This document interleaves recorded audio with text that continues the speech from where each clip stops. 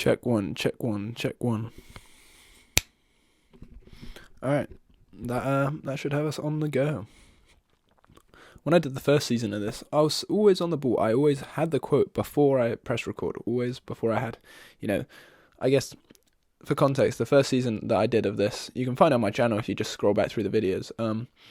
I remember I would just get my old laptop, I'd plug my microphone in through the headphone jack, then I'd just open up the photo booth app and just bang, just get recording.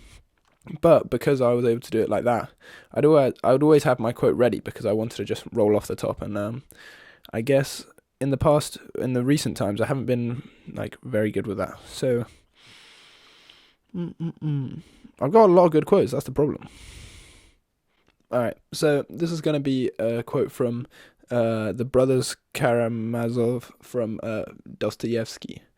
Again, I haven't read this, so don't give me credit for having read a big fucking intellectual book. I just really like the quote. So it goes like this: I exist. In thousands of agonies, I exist. I'm tortured on the rack, but I exist. Although I sit alone, I exist. I see the sun, and if I don't see the sun, I know it's there. And there's a whole life in that, in knowing that the sun is there. Roll the intro.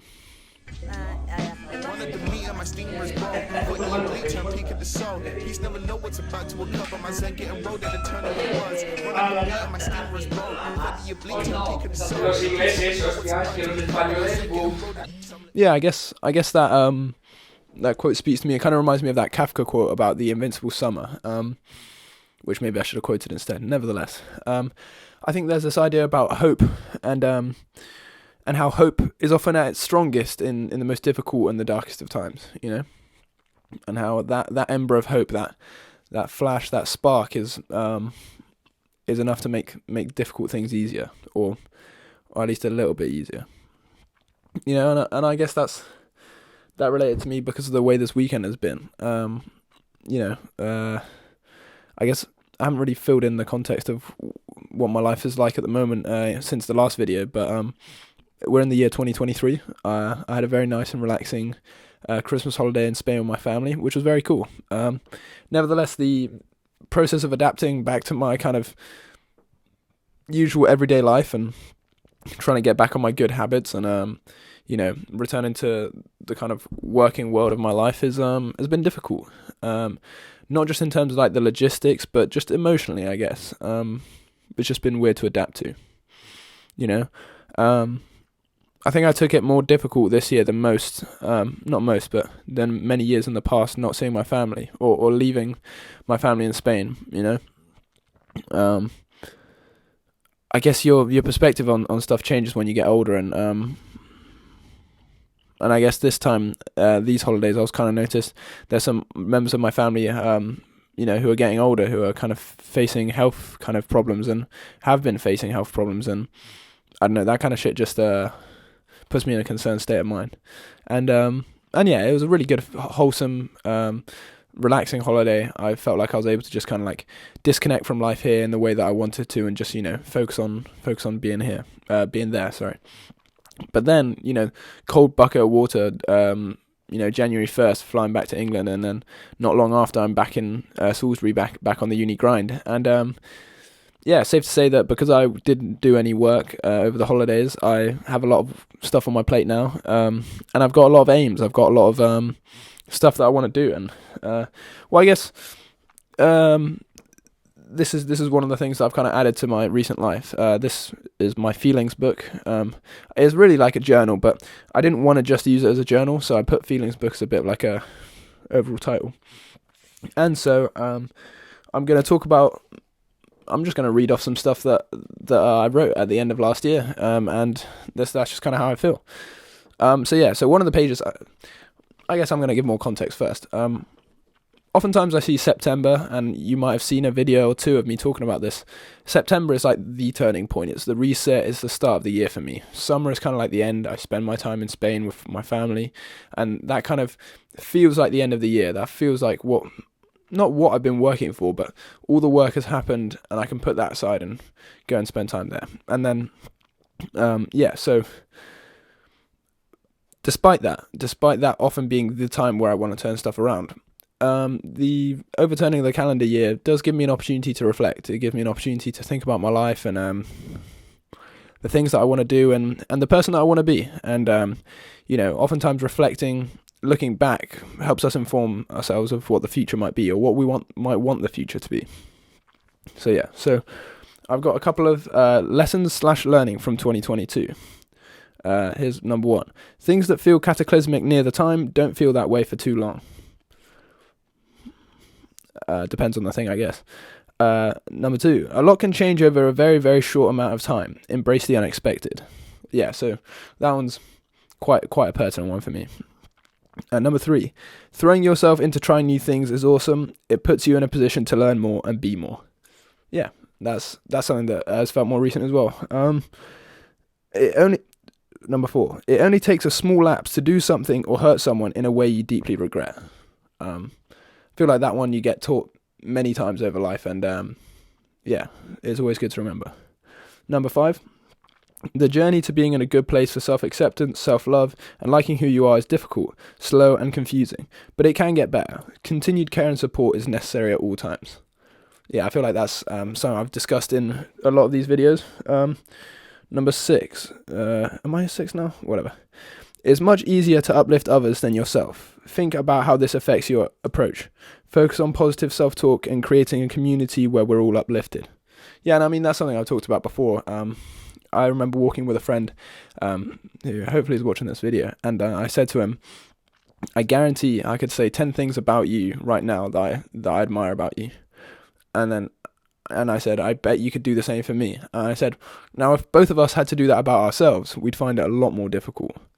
What does that say about us? What does it say about the world we live in? Or the way we live, I guess. Here's another one.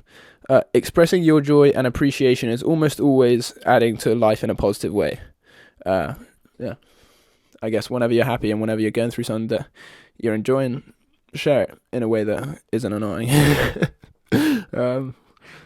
That's such a subjective thing to say. I think just in general, people expressing their joy and being happy is quite a fun thing to experience. One of the ways to combat my instinct towards pessimism is actively choosing to be optimistic. And that's another thing I talked on the video as well. Optimism can be a choice. It's not natural for me, but I choose to be optimistic, and it's made my life a lot better. And then another one. Just because something didn't go the way you wanted doesn't mean the outcome is bad. Yeah, I guess this one kind of links to the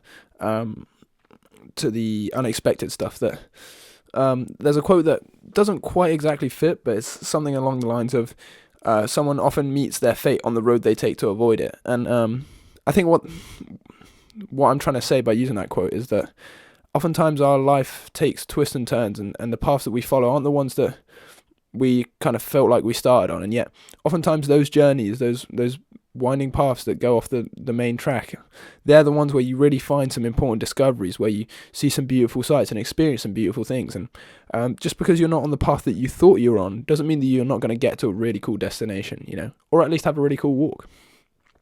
Stretching the analogy there, but so anyway, those were some of my kind of takeaways from 2022, and so here's looking forward to 2023. Here's the stuff that I kind of was trying to tell myself to the start of this year. Like any period containing uncertainty, brackets all of life, I think it's best to approach it with an optimistic attitude. Here are things that I want to focus on. Number one, remaining grateful, focusing on gratitude, and being consistently striving for new things to be grateful for. Again, channel more or less grateful. I'm always grateful, but it kind of brought to my attention, and I've done a lot of thinking about trying to find ways of how I could be grateful in a new way, or find things to be grateful for that I wasn't paying attention to before. Essentially, I guess it's like, let me think of an analogy for this. It's like, imagine gratitude was a well, and I was always, getting buckets of gratitude out of it. I don't just want to make the well deeper, I also want to make it like wider as well. Does that make sense? I might need to work on that one. So here's another one. Keep testing the boundaries of my comfort zone. Keep learning to play music. Keep going to dance classes. Play basketball. Learn some more French. Film stuff. Keep going a tad out of your depth. So I think I'm a creature of habit. I'm a creature of comfort. I like stuff. I like stuff that I'm comfortable with. I like stuff that kind of is in my immediate vicinity. If relaxing, chilling out, and doing nothing is on the cards, then you might find me there.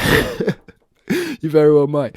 But the reality is that not a lot of growth, not a lot of like advancement is done from our comfort zone. A lot of time it's about testing our boundaries, and yeah, as I said at the end, just going a tiny bit beyond your depth. You know, you don't want to get lost in the depths of the ocean, but like if you're just out of your depth, it will force you to swim. You know, and I think that's something I just need to do more for myself. What does it say here? Yeah, uplift others even when it's difficult. Take an intelligent approach. Think about the other person and tailor your uplifting approach to who and how they are. So yeah, I mean, the thing is, something I'm aware of is that you're not always in a place to be receiving. Like sometimes I've been in a place where I'm in a down mood and someone's trying to uplift me, or you know, just trying to be a positive presence, and no matter what they do or who they are, they're not going to be able to, because I'm just not in a state of mind that's open to that or receptive to it in any way. And you know, sometimes the best way to uplift someone isn't like hitting them like with a wave of positivity. It's just being there for them when they need it, or listening to them when they have something to say, or any of that, you know. It takes different forms, and different people in different situations need a different form, but nevertheless the what's it called, the fundamental aim of uplifting people is a big part of what I want to do and how I want to be. And the last one, not the last one, but it says, uplift yourself. Make yourself aware of how awesome you are and surround yourself with people who reinforce that. Remain humble, defer credit to others, and stay positive. Yeah, I mean, at the end of the day, you don't want to surround yourself in an echo chamber where it's only people who are like sycophantic to you, but at the same rate, like, I'm very aware of how certain people in my life, they really make me happy because they make me feel good about myself. Like just the way they treat me, the way they greet me or interact with me, it makes me feel not only comfortable around them, but like really self-assured, and makes me just happy in it. Like, I guess oftentimes because when I'm witnessing it and experiencing it, it's so simple, it's kind of hard to put into words, but there are just some of those people that make me feel like me, you know, even if it's not in massive important ways. And the last one, it says, push hard for the things you want. If the wins were easy, they wouldn't feel as good. Hard work and consistency gets results.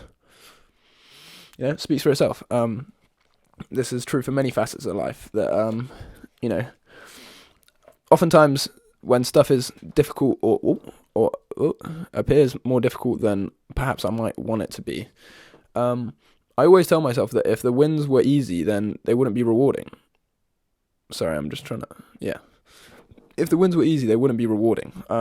It's always the stuff that is difficult, the stuff that you felt like was just at the edge of your reach, or maybe even just further than your reach, that when you do actually go and grab it, then it's a major win. And that kind of contributes to the point earlier about going further than my comfort zone. It's like, you know, oftentimes our greatest achievements, our greatest successes are things that we might not even have thought were possible, you know, or maybe others didn't think were possible. You know, any of these realms, it's like us as humans, we've done so many amazing, brilliant, beautiful things, and it's like a lot of time our biggest limitation is the one we put on ourselves. And then, you know, I think that's true for me. Oftentimes I put a limit on myself for different reasons. Maybe I'm afraid of failing, or maybe I don't believe that I'm going to succeed, or maybe maybe I don't think that the effort that I put in is going to get returned. You know, any of these kind of things. But at the end of the day, if you don't have something to strive for, if you don't have big aims, then you're not going to have big achievements, I guess, in a way. Yeah, so those are the kind of things that I've been thinking about. I've been reflecting on my life and thinking about the future, and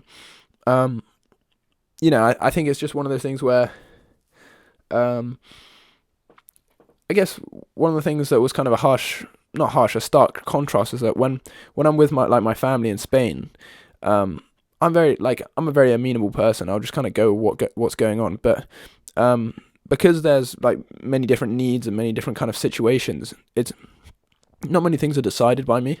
Like, say there's an outing and like we're like, I suggest something, or I kind of just decide to do something. Maybe it will just happen, but because there's many different family members and stuff going on, oftentimes it's mediated through this kind of, this network of people. Whereas here in Salisbury is, despite the fact that I have people around me who, are very supportive and I share a lot of time with, essentially what my day is and what it consists of is all decided by me. Where I'm having breakfast and what each hour of the day consists of is up to me, and sometimes I'm just not very good at that shit. I write to-do lists and stuff, and that's all good. I've got stuff that I want to achieve, and I do my best to get there. But at the end of the day, sometimes I'm just not the greatest at being kind of being in charge of myself. I think I do alright at times, but I talk all the time about it. I talk all the time about everybody I can speak to, because it's just the truest thing in my life is that it's a constant struggle for balance. That's what life feels like for me. And there have been many times where I get frustrated because I'm never able to achieve or maintain an equilibrium. If my physical exercise and like diet and schoolwork is going well, maybe I'm not doing enough work on my mental health, or maybe I'm doing enough work on my mental health and like I'm reading and I'm doing schoolwork, but maybe my diet takes a bit of a slide and I'm eating unhealthy and I'm buying too much snack material. It's always a revolving door of responsibilities, a constantly toppling, tray of drinks. And I guess what I try and remind myself is that it's not about maintaining an equilibrium forever. It's just aiming for a better balance. It's just striving to not be completely unbalanced, if that makes sense. And I guess at times not being too harsh on myself, because that's something that I'm definitely guilty of. And kind of like I mentioned in my feelings book, that's something that we're all guilty of, I feel. I think we're all guilty of, not guilty, sorry, that I think that puts it in the wrong light. I think all of us are kind of, society encodes in us this kind of negative bias against ourselves. This lack of self-worth, lack of self-belief. At least that's the way I feel about me. And there's a lot of people in my life that I know that I think the world of them, and I wish they did as well of themselves. That's just the way things are, and that's why I want to uplift others, because they've uplifted me. That's a big part of my life. And I guess it's just interesting because time with my family kind of has made me realize in different ways how much I've changed over the years. I've got a couple of cousins who I love dearly, who I'd always seen as the kind of like younger cousins, and now they're like proper teenagers, like in the middle of being teenagers, and like classic like textbook teenage behavior. And I remember when I was a teenager, and I kind of thought, well, this is the way I'm always going to be. This is the way I'm supposed to be. And now I look back and I kind of like laugh at myself a little bit. I'm like, yeah, well, those times happen and then they pass, and then you become different, just like any stage of life. But I guess it's just weird because there was a time in my life where being a teenager and going through all those problems of being an adolescent felt so recent. It felt like just beyond my grasp in the past. Like I could remember it like it was yesterday or a few days ago, maybe a week. Whereas now it's like a distant, otherworldly, different version of myself. It's like peering into a parallel universe where everything's a little bit fuzzy and a little bit hazy. And that's the thing that's crazy as well. Is I was speaking with my dad about like memories and stuff, and I started to remember stuff about my old house that I lived in. I moved when I must have been like 9 or 10, and it was incredible to me how much stuff I remembered. And maybe that's something that I need to work on as well, just bringing up old memories, because I got a lot in the bank. Maybe next episode I'll uncork some of them, One that comes to mind in that old house was I don't know. I just remember it because the room that we had dinner in was a different room than the kitchen. Whereas my current house, the kind of dining area and the kitchen are kind of joined in one big room. I just remember we'd always have to bring the birthday cake from the kitchen into that room. Don't know why that sticks in my head. Nevertheless, I feel like I covered a lot of what I wanted to cover. Given that I didn't plan anything, so I went through the feelings book. I went through a little bit of the holiday stuff. I always like to have some kind of like lasting kind of message at the end, some sort of thing. But I guess what I'll say is that we got a whole year to do what we want to do with our lives. I'm lucky to have another day here. I'm lucky to have another day alive in my beautiful life, and just enjoy each one you get, and think about how you might want to maximize that. Live life to the fullest, even if that is just taking one step further in a direction you didn't know you could. Peace. Never know what's about to occur, my zen getting rolled at a turn of your words. Run at the meat and my steamer is broke. Fuck the oblique turn peak of the soul. Peace never know what's about to occur, my zen getting rolled at a turn of your words. Witches in my head, wishing that we could waste what whisk up the eggplant pie, even side of dragon. Whole country correspondent wings since then, never sing rings promises and went in which ones for the second.